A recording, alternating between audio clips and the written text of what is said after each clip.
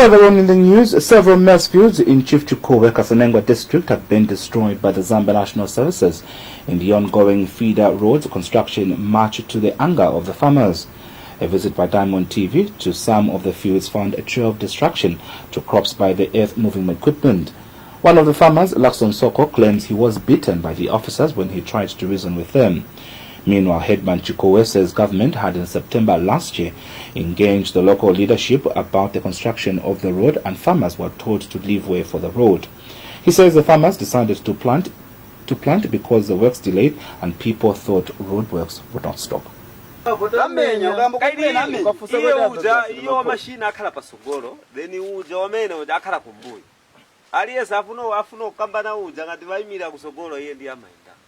Farmers' maize fields being destroyed by Zambia National Service ZNS.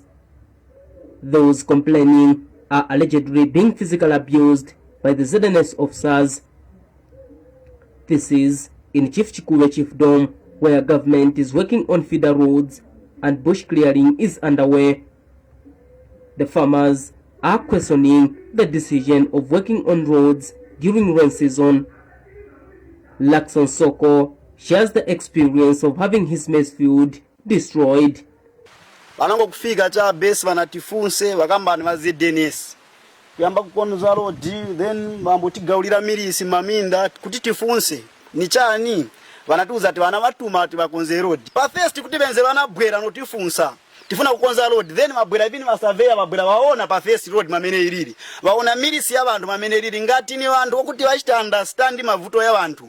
Mamene yafikira milisi apa sembevenze vana vamba vaimirira then vaona kuti vantu vakolola milisi then mabwera vakonza road. Not very chitika hivi sitikondwerera mu mwandi osakambira kuti chana. Next field is for Mavuto Mwanza. His sunflower and groundnuts is gone. Onani mwane tikuliri lomba kuno. Pa first popanga road wanafungira tu batana mafumu onse na boma eve abwera. Na panga road amene wenzofunga tu abwera wafaka mabikoni. Mundu upo utabiara zezoto umumwane ni biara ni mkulodi. Nota abwera tabe Saturday nota no tabwera konza road. Apa bazionongera veka na mundu chaka chama asatitira kuti.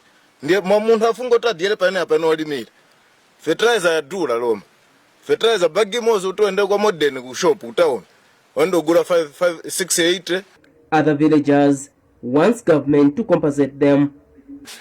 Kuno iseromba za onongeka kale kulibe chili chose nitinga kambe ndisolira chabe romba pano. Koma romba avanzatu soti uku valupita ukalira romba chifukwa iwo silanafikidwe koma ise tadyewerera kale minda yatu. Nizo ndiye madandaulo amene ali kuno kuzikola Chikuwe.